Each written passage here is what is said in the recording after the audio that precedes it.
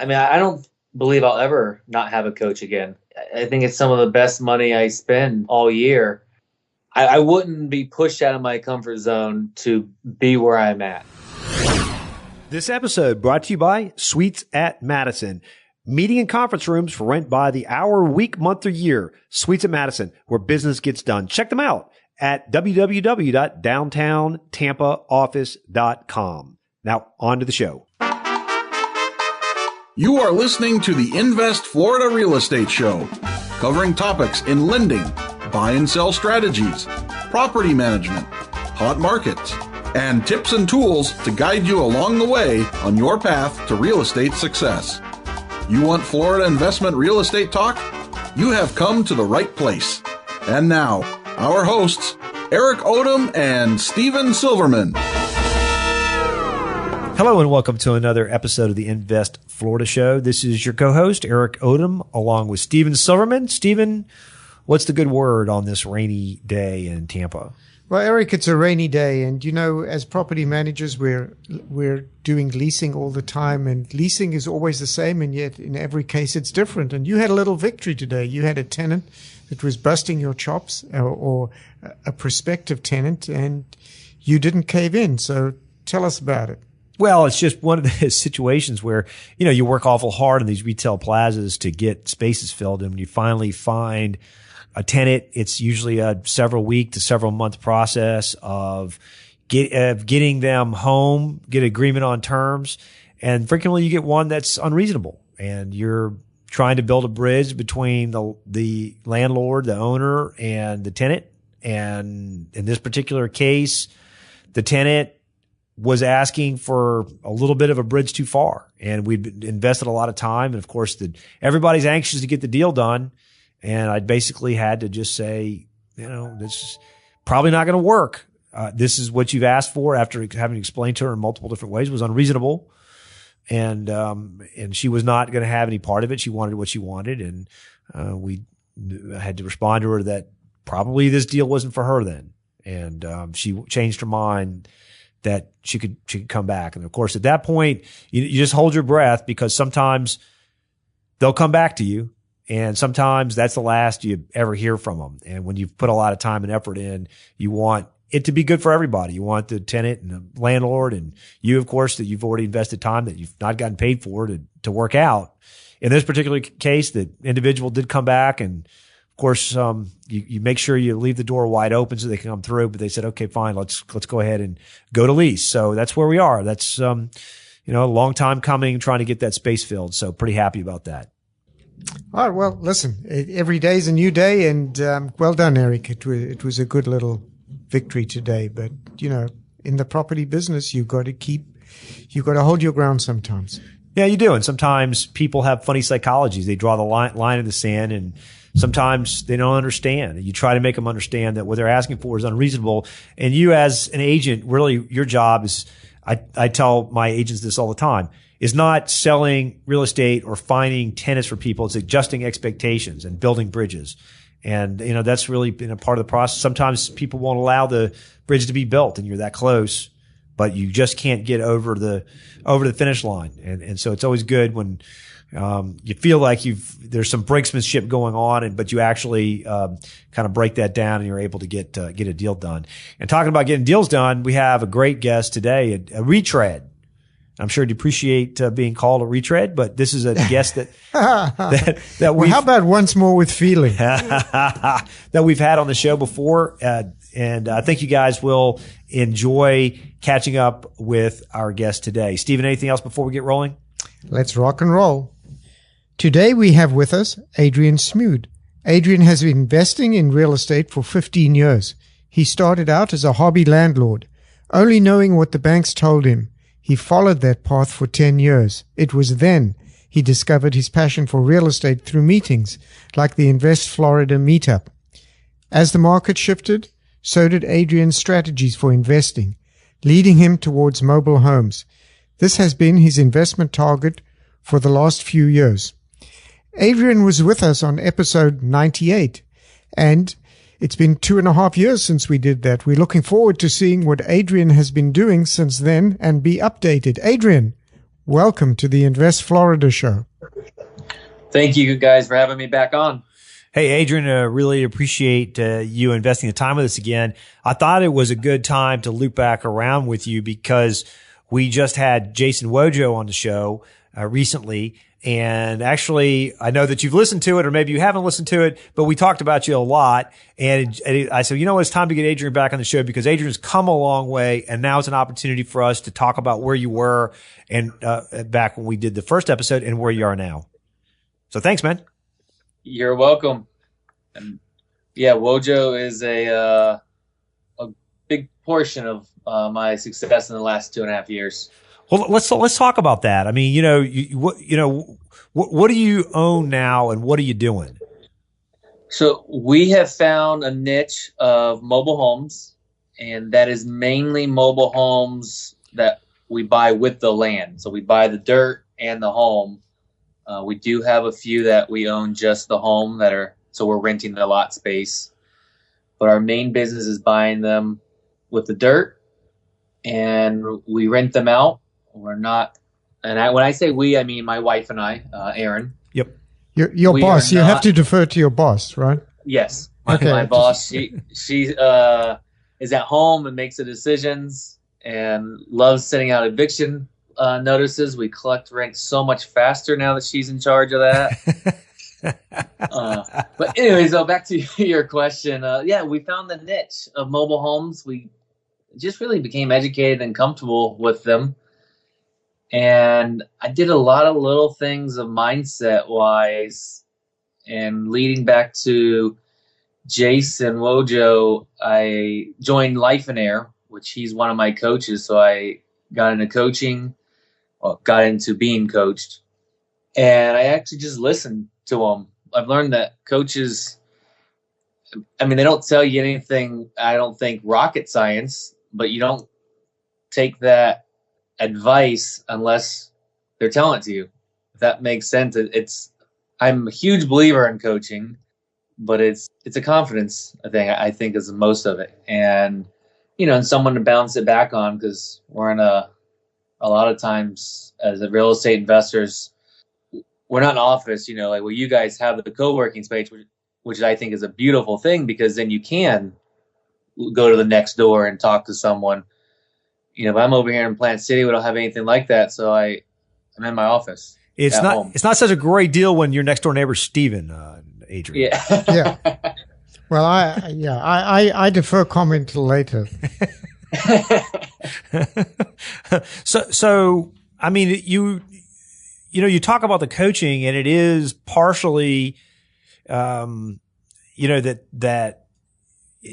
can able to bounce stuff off, but there's an accountability issue to it as well. And I think, huge. Yeah, I think that a lot of investors can relate. I certainly can. When I had the conversation with Jason, is you get distracted and pulled in so many different directions. And I think part of that exercise, you can, tell me that I'm wrong, and it as it relates to you, because everybody's different. But part of that exercise is constantly when you don't meet your goals, like this week I'm going to do X, Y, and Z, and you don't do that, and Jason talks to you, you get back to, why did you do those things? Is that part of your vision? And no, it really isn't. And I probably could have sacrificed X, Y, and Z. Didn't really need to do those things, but I did because somebody asked me to. I need to learn to say no. I need to learn to stay on track. Do you feel like that's how you relate to his coaching as well? Yeah, that was really, really well said. There's many times as I started being coached, I made the mistakes, and then, him and my other coaches, Ken, they would have to say, was that part of your vision? And they would be asking me these questions. And now it's more of, I know what they're going to say, and I'm trying to get ahead of it. And all right, they're going to ask me if this was part of my vision. Is this the goal I am looking to achieve? Or is this the shiny object syndrome again? So the accountability is a huge part. And I think that goes back to what I had said about, we found a niche, and I don't really do much that's outside of that right now. People are always asking me, the wholesalers, will you buy a block or wood frame home? And my answer is no. you're not going to bring me something at the numbers that we're buying the mobile homes at. So in this market, no, all we're doing is one thing, and that's it. 80% of our business is the mobile homes with the land. So just on the subject of coaching, because you've had a few coaches and people are going to be interested in this topic. Do your coaches understand real estate and guide you specifically with past experience, or is it more that they really pointing you in a common sense kind of direction and having you think through where you want to go? Both is my answer. They both have, so I have two coaches with Life and Air, and both of them have real estate backgrounds. Wojo is not as much into it, real estate actively these days, but Ken, he's still an active investor in his market. So they are coaching in that manner, but they're not, I'll say, pushing me in the direction of what they do. So neither one of them really do mobile homes. So they're not saying, hey, this is what I know and this is what works. You have to do this. They're pushing and guiding me in the direction that they see fits for me and my personality. I think that's the biggest part of it. And that's a big learning curve for me of where to invest, what type of neighborhoods, these lower end D-class. I'm too nice of a person. Those well, hold on. We're going to talk about that part later. I mean, it's definitely a discussion we have to have. But so are you saying that they help? They push you out of your comfort zone, or do you stay in your comfort zone? They definitely push me out of my comfort zone. It's that's a lot of it. Is making sure I'm not getting too comfortable, and I think that's one of the reasons I've grown so much in the last few years. Yeah, and it's go ahead, Adrian. I'm sorry. I was going to say, mentally and business wise, those are two separate things, and they do work together. But both of them, I've grown a lot in the last 2.5 years. So I met Adrian, what has it been, 4 or 5 years ago? 4 or 5 years. Yep. Yeah, it's been a while. And I distinctly remember that first meeting at a Mutual Connections house, and painfully shy on the couch. And I think I spoke a lot more to your wife than I did to you, because it didn't seem. Well, that's typical, Eric. I mean, you're not telling us anything new here. But I mean, you recognized that there were some issues that you had to overcome, and part of them was shyness, and part of them was was understanding real estate. There were a number of issues that you had, but what I find to be really unique about you, Adrian, is that you recognized all these things, and then you basically set out to figure out how to correct them. And you did a number of the coaching, the going to networking events, I think you're a member of a Toastmasters, Maybe. Are you not? Toastmasters. Yeah. Yep. So to see you today have absolute confidence and stand in front of a group of people and talk versus how I remember you now, it's really a testament to somebody that can accept coaching and also accept what issues they need to improve on. It's really quite amazing what you've done. And then that we haven't even got into what you've done in terms of blocking and tackling and the goal setting on actually going to acquire your mobile homes.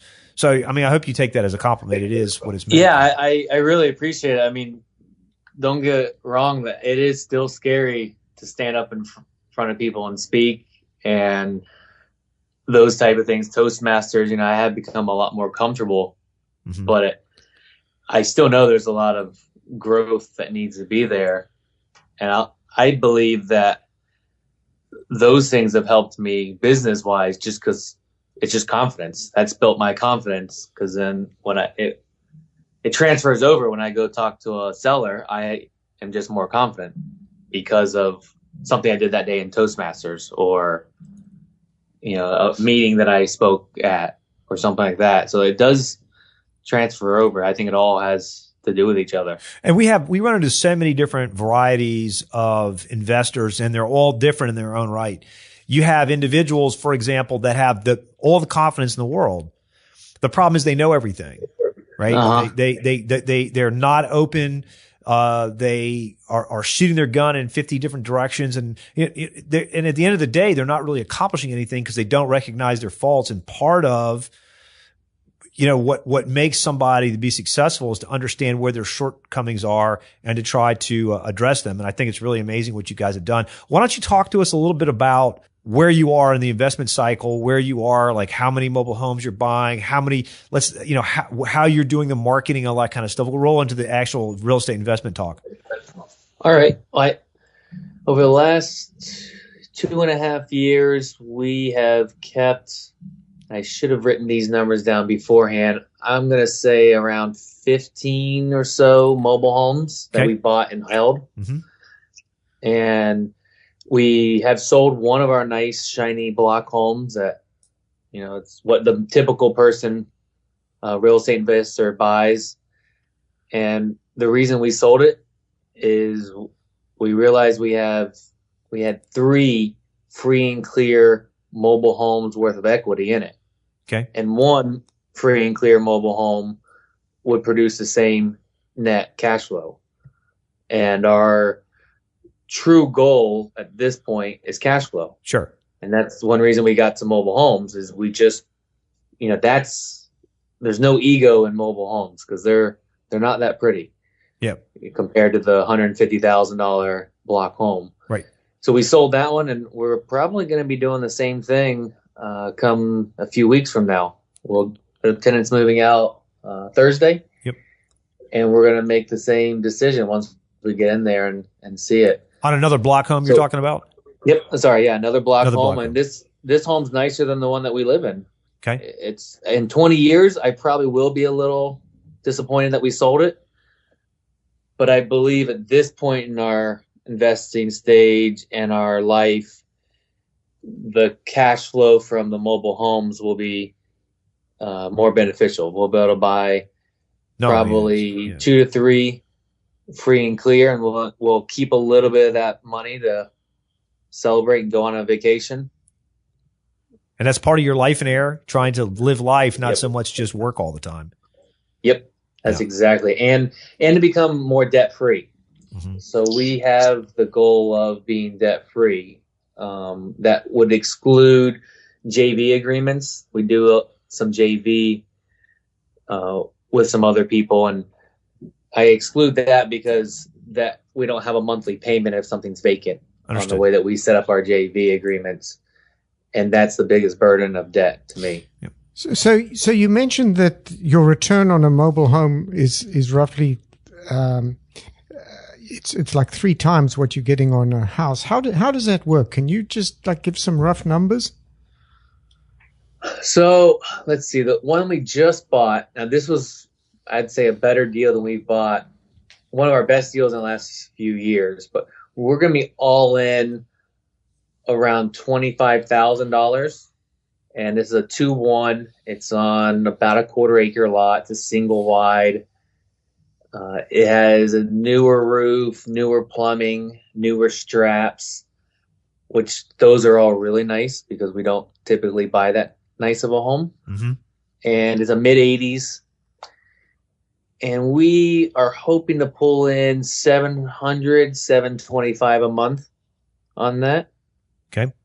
So we'll, I don't have the numbers in front of me. We'll net we have a JV agreement on that. So we'll net a little under $300 a month. That's for us. Right. So you got significant less investment, but it's hard for you to do the numbers on that. Because with your JVs, I mean, most of the equity is coming from other folks. Is that right? Yep. Yeah. So if we weren't in a JV agreement, that would be all of our money. So you'd be we decided to buy that one in cash. Yeah. So you'd be $600 a month net on. Is that right? If it weren't JV. Yeah. 550, 600 net. Just a 550, 600 net. So you're $7,200 a year on a $25,000 investment. So you're, closer to 23% cash on cash return with no debt. Yep.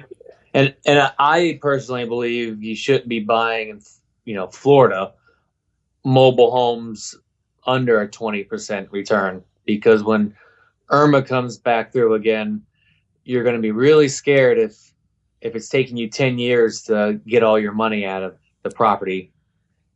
So I believe you need to be able to get out quicker. Understood. So that, I mean, there's higher risk. Yeah, yeah. You know, higher risk deserves a higher reward. Yep. Are you able to get insurance on the mobile homes, or it's more expensive? Great question. So this one's a mid-80s. So we are able to get insurance that covers with a hurricane. We do own a lot of 70s, not truly by choice, but that's what's out there. And those, we do not have any hurricane coverage. So we do have coverage, you know, if there's a fire, and then of course liability, but we don't have any named storm coverage. And I don't believe there's any insurance companies out there that will give it at least a reasonable rate. Yeah. So that's another reason I believe you need to have a really good return. You can't insure for hurricanes, and that's one of the biggest scares here. Mm-hmm. So tell us about your strategy of buying with the land and how you evolved to that. Because originally you just bought mobile home parks and you paid lot rent. Yeah, so those are easy and cheap to get into. That's one of the reasons I started with the one of the terms is a Lonnie deal from Lonnie Scruggs, Deals on Wheels, where you just buy it and you pay the lot rent. And they're great cash on cash returns. But you're dealing with a park manager, so I like more control. And I just started listening to the old gray hair, bald head guys at the meetings. And I found more and more that almost all of them, have invested at some point in mobile homes. And most of them did not like doing the lot rent. I would just like to go on the record that at the meetings, the gray, fat, old, bald-haired men, I have never given Adrian any information or advice on mobile homes. Yeah. Yeah, that's true. Okay. Just for the record. Yeah, not that fat, gray, bald head man. No comment. So, you've got a unique marketing strategy. Part of Life in Air is saving money and being frugal. And so, Adrian has 5 shirts, actually 7 shirts, all lime green that says my wife buys mobile homes. And he doesn't have to worry. He gets a discount. Yeah, that's how he dresses. And that's it. And then he goes everywhere by bicycle. And that's it. So, but I mean, that's a great method because when you're going to these groups, it's an attention grabber and people know you by your green shirt marketing. What are some of the other marketing tactics that you use, Adrian, to be successful in getting sellers of mobile homes? I mean, I'll touch on the shirt real quick. I made it because I was too shy to approach everyone telling them what I did. And I was like, I don't want to, it was uncomfortable for me. So I made the shirt. So that was my icebreaker. That was my way of getting out of my comfort zone. But I would say half of our deals come from networking. Most investors, as we discussed, don't like mobile homes. So they remember me as you just described, and they'll call me. And the other half come from a mix of, we do the signs on the side of the road. Hopefully no code enforcement's listening. But we do those. They worked really well 2 years ago, and they've been working less and less. But we're still doing those. And we've done some of the mailers. We haven't had as good of luck there. And we're trying other marketing, but I would say most of them are coming from networking and from the signs on the side of the road. Networking, you're going to the local RIAs and the Invest Florida Show meetup and some of the other. That's when you're talking about networking, right? Yep, we go there, and then I don't know that we've gotten any from me just wearing the shirt on a daily basis, which is the only thing I wear. People, I'm not kidding. This is his attire on a daily basis. He gets discount on my wife buys mobile home electric green T-shirts. Yep. So Adrian, I'm just curious. So are you using any of the brokerage networks to either find or to rent or sell your properties, or are you bypassing that completely?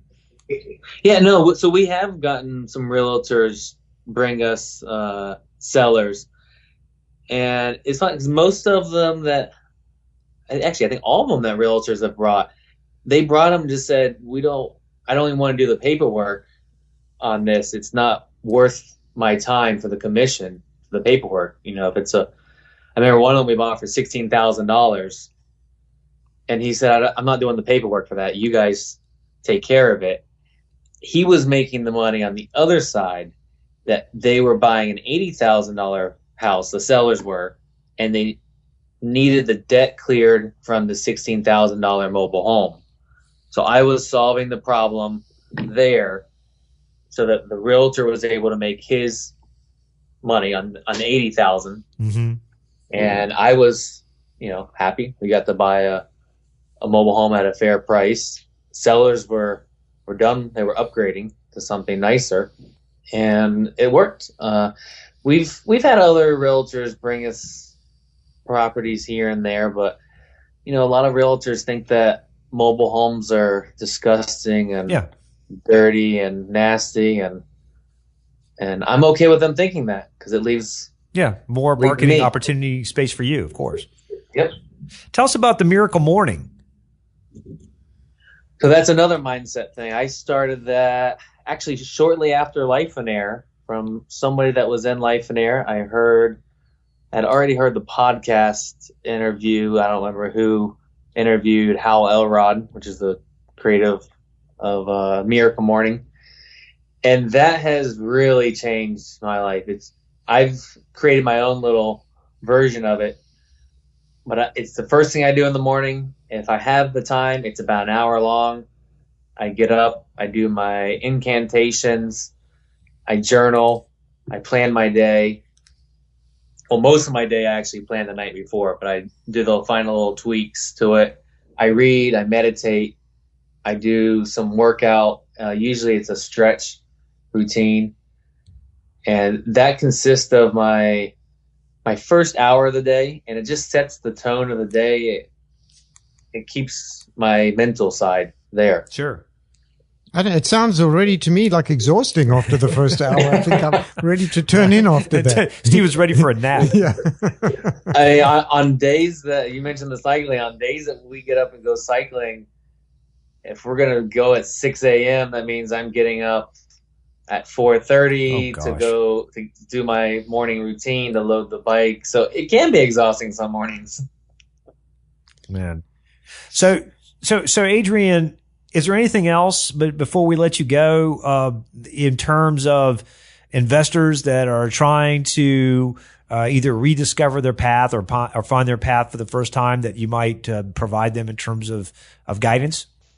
I think it's really everything we've talked about, and summing up, just to find the niche, not to be jumping around to all the different parts until you've mastered one part of that real estate.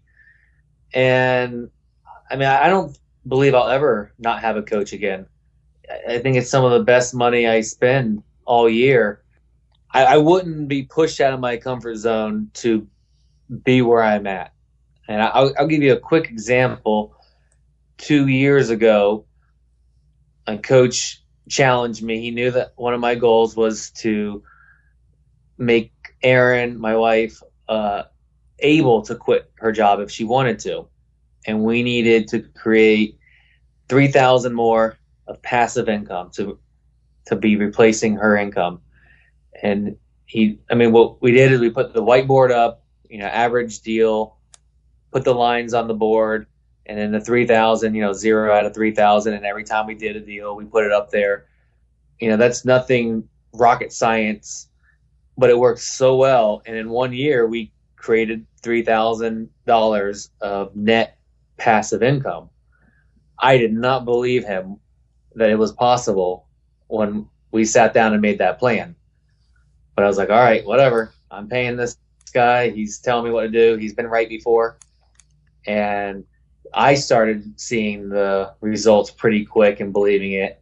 And Erin didn't believe it for, I don't know, maybe 8 months, 6-8 months. And then she was like, oh, wow, this is coming true. And I will say it was about a year later, she decided. She said, that's it, I quit. Yeah. I mean, she's still an RN part-time. She's PRN, if you're familiar with that, where she can work when they have time available and she wants to. She's able to say no. So yeah, I would have never thought that was possible for me. It would have been like, that's something someone else can do that, or when you're further along, you can do that. Yeah, all those limiting beliefs. It's removing those limiting beliefs.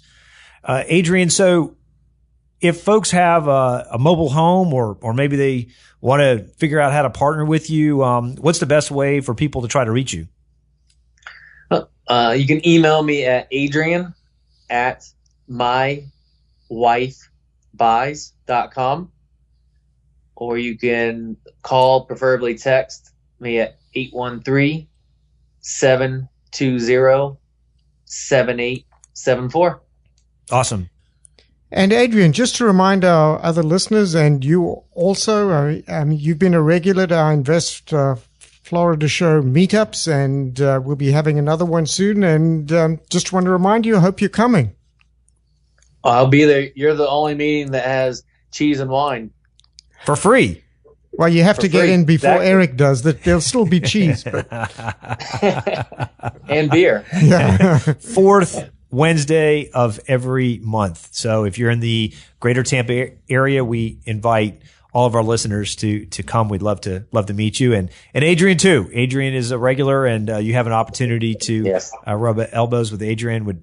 We're super impressed with Adrian. I mean, I think in terms of I've seen Adrian, develop over the years, and this is a guy you want to try to do business with. And you'll recognize him by his T-shirt. His T-shirt, exactly correct.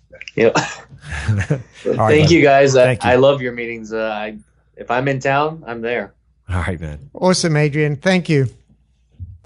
And that was Adrian Smude. Stephen, what were your thoughts about catching up with Adrian again?